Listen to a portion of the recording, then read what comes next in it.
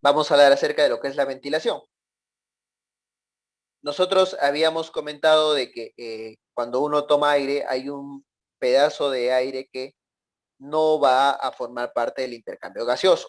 ¿De acuerdo? Entonces, miren acá, yo normalmente tengo una vía aérea que no va a hacer intercambio de gases, que se llama lo que es, como habíamos visto, que es las vías aéreas de conducción. ¿De acuerdo? Que son las zonas donde el aire pasa pero no realiza intercambio de gases, que normalmente es 150 mililitros. Ahora, cuando yo tomo aire, recordemos que el volumen corriente o volumen de ventilación pulmonar es de 500 mililitros. Entonces, acá están mis 500 mililitros. Esto es todo el aire que ingresa. Entonces, de todos esos 500, va a haber 150 ml que no participan en el intercambio de gases. ¿De acuerdo?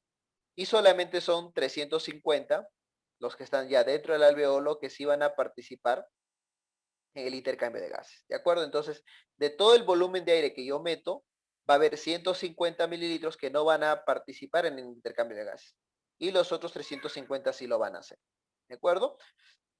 Entonces, eso es algo que no tienen que olvidarse. 150, esto es para una persona de 1,70 m. ¿De acuerdo? Eso quiere decir que una persona, por ejemplo, más pequeña, probablemente su volumen, su espacio muerto sea menor, y una persona más alta sí tenga un mayor espacio muerto. ¿De acuerdo? Entonces, no se olviden que el espacio muerto es la zona que está ventilada, porque hay ventilación, pero no está participando en el intercambio de gases. Veamos acá cuál es la composición del aire. ¿De acuerdo? Vean que el aire atmosférico está compuesto predominantemente por nitrógeno, luego está compuesta por 20,84 de oxígeno, por eso nosotros decimos que usualmente la CO2 del medio ambiente es 21, y vemos que CO2 prácticamente es casi nada y muy poquito concentración de oxígeno. ¿De acuerdo? Esta es la composición del aire atmosférico. Entonces veamos acá, en este pequeño ejercicio donde dice que nosotros vamos a Juliaca, que está a una altitud de 3.824 metros, con una presión atmosférica de 522. Cuando usted está caminando, se empieza a notar que empieza a tener disnea, cianosis, cefalea y náuseas. Entonces nos dicen que respondamos estas preguntas. Dicen, ¿cuál es la presión inspirada de oxígeno en Juliaca? La fracción inspirada de oxígeno en Lima, en Juliaca, en Cajamarca, en Arequipa, siempre es 21%. Siempre. Eso no va a variar independientemente de la altura. Lo que sí va a variar es la presión parcial de oxígeno en Juliaca. Entonces, para calcular la presión de oxígeno, esto tiene una fórmula bien fácil, que es la presión barométrica menos la presión de agua por el FiO2 menos la presión de CO2 entre una constante R. Entonces, nos piden la presión parcial de oxígeno, entonces obviamente CO2 no hay. Presión de agua también ya vimos que prácticamente no hay, entonces netamente nos queda como presión barométrica, que es 522 por FiO2, que en este caso sería 0,21. Y esto es la presión de oxígeno. ¿De acuerdo? Entonces ya vimos que hay una diferencia entre lo que es la fracción inspirada de oxígeno, que es la concentración de oxígeno, que va a ser siempre 0,21, y una muy diferente es la presión inspiratoria de oxígeno, que yo la tengo que calcular, y esa sí depende de la presión barométrica. ¿De acuerdo? Bien, ahora recuerden que una vez que el aire ingresa a la vía aérea, cuando ya llega a nivel de tráquea, bronquios, empieza a humidificarse. Incluso en la nariz ya el aire empieza a humidificarse. ¿De acuerdo? Y la presión de agua a 37 grados es de 47 milímetros de mercurio. ¿De acuerdo? Miren acá, que ya el aire atmosférico a nivel de la vía aérea ya ha sido humidificado, entonces su presión de nitrógeno ya no es igual que cuando estábamos en el aire. La presión de oxígeno, como ya hubo reemplazo por agua, también está disminuyendo. CO2 todavía en la vía aérea es mínimo, pero ya hay presión de agua. ¿De acuerdo? Entonces, al final toda la presión se mantiene constante dentro de la vía aérea, pero lo que cambia son los porcentajes de los diferentes componentes, ¿no? Vemos que el hidrógeno baja, el oxígeno baja también, y esto es debido a que ese aire ha sido ahora humidificado. Pero si seguimos avanzando en la vía aérea, ¿de acuerdo? Vemos que la presión de oxígeno sigue disminuyendo, ya en el alveolo obviamente hay CO2, pero la presión de agua sigue siendo la misma. Acá rápidamente recordemos que cuando el aire ingresa, ¿de acuerdo? Y tiene que pasar ese capilar, tiene que atravesar diferentes capas, ¿no? Tiene que atravesar lo que es el surfactante, luego que tiene que atravesar lo que son las células epiteliales, luego tiene que atravesar la membrana basal de las células epiteliales, luego tiene que atravesar el tejido conectivo, luego otra membrana basal, tiene que atravesar las células endoteliales, tiene que atravesar el plasma y finalmente llegar al glóbulo rojo. Entonces, cuando el oxígeno viaja desde la vía aérea hacia el capilar, vemos que tiene que atravesar un montón de capas para que pueda llegar al glóbulo rojo y este al final termine transportando el oxígeno. Este es un esquema lo que hemos visto anteriormente, ¿no? El aire ingresa, el oxígeno pasa al capilar y el CO2 sale del capilar hacia el alveolo para que este sea expulsado mediante la respiración. Entonces, bueno, esto ya lo vimos previamente, no vimos que a nivel del alveolo va a haber un intercambio constante de oxígeno y de CO2, porque nosotros recuerden que en el alveolo, entonces el oxígeno ingresa, ¿de acuerdo? Y el CO2 tiene que salir. ¿De acuerdo? Entonces hay una absorción continua de oxígeno desde el alveolo hasta el capilar y difusión del CO2 desde la sangre hacia el alveolo. Entonces acá vemos pues de que la presión de nitrógeno se mantiene casi constante. Sin embargo, la presión de oxígeno disminuye. ¿Por qué? Porque esta ya es reemplazada por dióxido de carbono. ¿De acuerdo? Y acá pues baja la presión de 149 a 104 y la presión de CO2 de lo que antes no era nada, ahora ya representa 40 milímetros de mercurio. Cuando nosotros respiramos, por ejemplo, miren acá, esto es un alveolo, entonces nosotros hacemos una primera respiración y miren que en realidad la renovación del alveolo es casi mínima, ¿de acuerdo? Hacemos una siguiente respiración y la renovación del aire pues tampoco no es mucha. Y tienen que pasar por lo menos 16 respiraciones para que uno renueve por completo lo que es la cantidad de aire dentro del alveolo. Acá es en gráfico lo que hemos conversado, vemos cómo es que se comporta el oxígeno en relación a la ventilación alveolar o más fácil en relación a la frecuencia respiratoria, ¿no? Vemos, por ejemplo, acá, miren acá esta curva, ¿de acuerdo? Normalmente nosotros respiramos entre 15 respiraciones por minuto, ¿de acuerdo? Entonces, eso implica una ventilación alveolar de más o menos 5 litros por minuto. Y eso nos da una presión de más o menos 104, como habíamos visto, ¿no? Sin embargo, ¿qué pasa si yo empiezo a respirar mucho más rápido? O sea, aumento mi ventilación alveolar y ven que mi presión dentro del alveolo empieza a incrementarse poco a poco. Sin embargo, llega un momento en el cual llega una meseta, que es alrededor de 150. Y estos 150, pues, si ustedes se dan cuenta, regresemos acá rápidamente, se dan cuenta que es la cantidad máxima de oxígeno que yo puedo obtener si es que yo saco todo el CO2 de la vía aérea. Por ese motivo es que uno cuando está a FIO 221 y empieza a respirar muy rápido, la mayor cantidad de presión de oxígeno que puede tener es de 149. ¿Por qué? Porque es lo que fisiológicamente nosotros podemos hacer. Si queremos aumentarla aún más, tendríamos que colocar oxígeno suplementario. Pero si no, como vemos, a 5 litros por minuto, nosotros tenemos una presión de 104, que es lo que normalmente nosotros tenemos en el día a día. Pero si quiero aumentar esta presión, yo tendría que respirar mucho más rápido, que implica que yo voy a eliminar prácticamente todo el CO2 de la vía aérea para que toda la vía aérea sea reemplazada por oxígeno. Y de esa manera yo pueda levantar mi presión de oxígeno. En el caso del alveolo, pasa algo bastante similar. Miren acá, miremos esta curvita.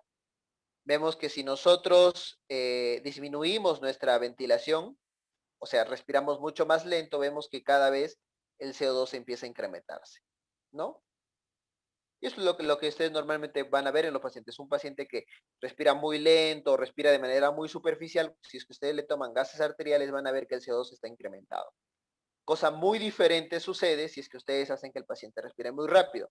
Entonces el paciente respira muy rápido, entonces vas a empezar a botar todo el CO2. Entonces, si tú tomas gases arteriales, lo que vas a encontrar es un CO2 disminuido. Por eso cuando ustedes evalúan pacientes con insuficiencia respiratoria, por ejemplo, digamos una crisis asmática, lo que ustedes normalmente van a encontrar un paciente que está hiperventilando, que está respirando rápido. Le sacan gases arteriales y se van a dar y se van a encontrar que el CO2 está por debajo de su normalidad. Entonces es lo que se llama una hipocapnia. ¿De acuerdo? Entonces eso es lo normal.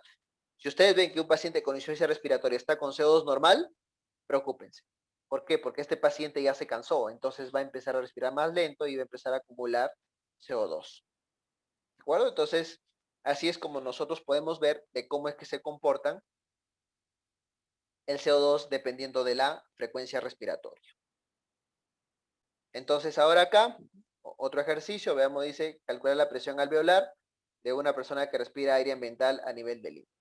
Primero, recordemos que la presión barométrica a nivel de Lima es 760, la presión de agua es 47 y el FIO2 es 0.20. ¿De acuerdo? Entonces dice, ¿cuál es la presión atmosférica a nivel de Lima? Ya la vimos acá, 760. ¿Cuál es la presión de vapor de agua? Ya vimos que es 47. ¿Cuál es la presión inspirada de oxígeno? 0.21.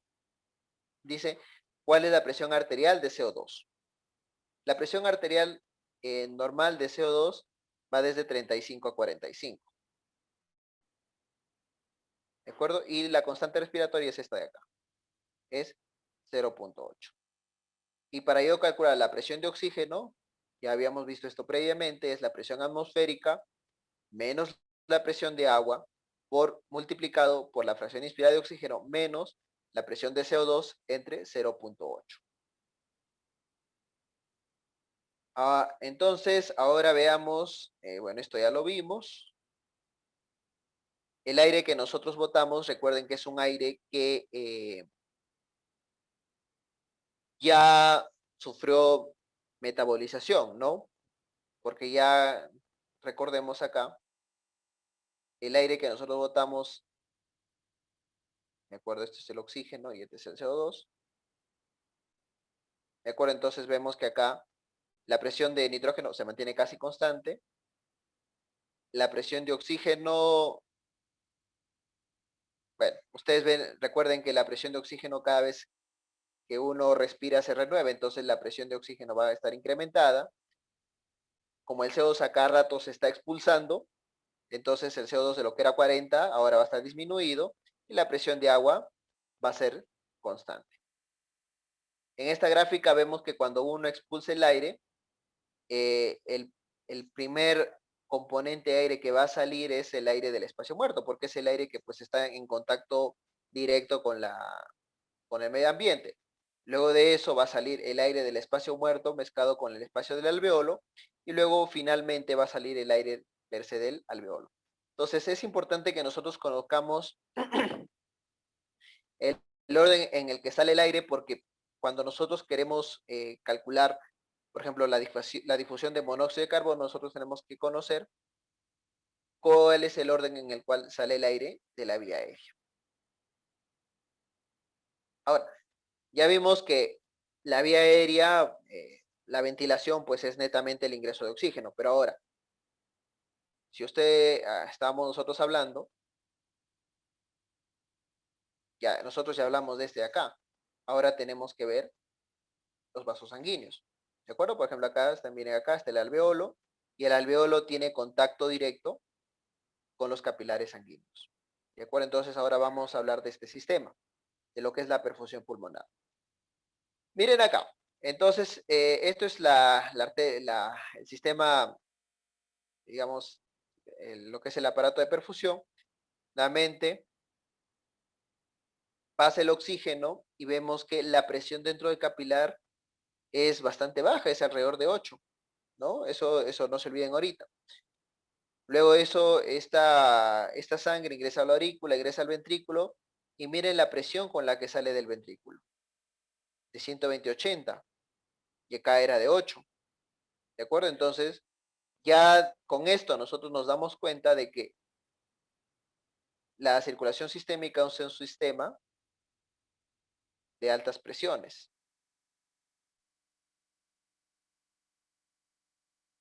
¿de acuerdo? Mientras que, miren acá, el aparato respiratorio, la arteria pulmonar es un sistema de bajas presiones. ¿De acuerdo? Miren acá, 120, 120/80, luego baja 30, luego baja 15, llega a la aurícula de 2, en el ventrículo prácticamente casi se hace 0, y termina con una presión de 12. Entonces, si nosotros comparamos lo que es la presión del sistema pulmonar con la presión con la presión sistémica, nos damos cuenta que es la arteria, lo que es el aparato, lo que es el sistema, bueno, la presión sistémica es un sistema de altas presiones, y lo que es la circulación pulmonar es un sistema de bajas presiones, ¿de acuerdo? La circulación sistémica es un sistema de altas presiones, y la circulación pulmonar es un sistema de bajas presiones. Acá lo que vamos a evaluar es rápidamente, miren, acá tenemos vasos que están fuera del alveolo y vasos que están dentro del alveolo. Entonces, cuando nosotros, por ejemplo, tenemos un vaso que está entre los alveolos, cuando uno inspira, cuando está en inspiración, los alveolos están abiertos, están dilatados. Entonces, si este alveolo está dilatado y este alveolo está dilatado, la arteria que está entre esos alveolos, obviamente va a ser estirada, y su radio va a estar disminuido. O sea, ¿qué quiere decir? Que en inspiración los vasos alveolares van a tener su resistencia incrementada. ¿De acuerdo? Cosa muy diferente sucede con los vasos extraalveolares. Recuerden que acá lo que está es la presión intrapleural, y la presión intrapleural está jalando. Entonces, durante la inspiración, ¿de acuerdo? Los vasos extraalveolares, su resistencia va a estar disminuida. ¿De acuerdo? Porque van a estar completamente abiertos.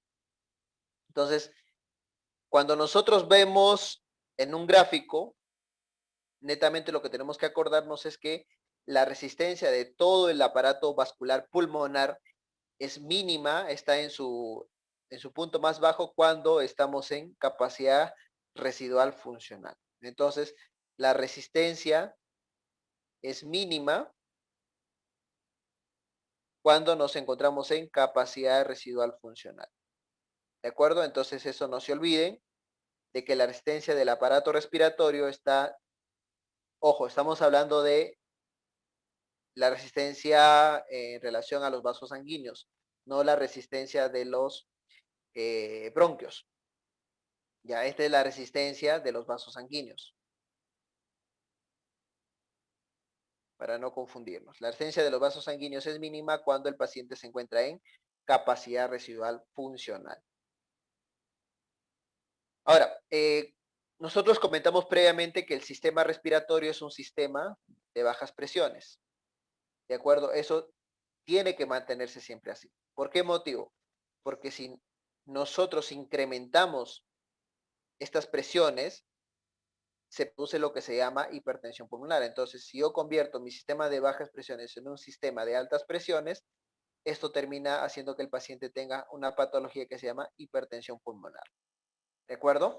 Ahora, entonces, ¿cómo hace el sistema para adaptarse y no terminar en esto? Entonces, acá vemos que, digamos, ingresa sangre, pero en un momento la cantidad de sangre se incrementa.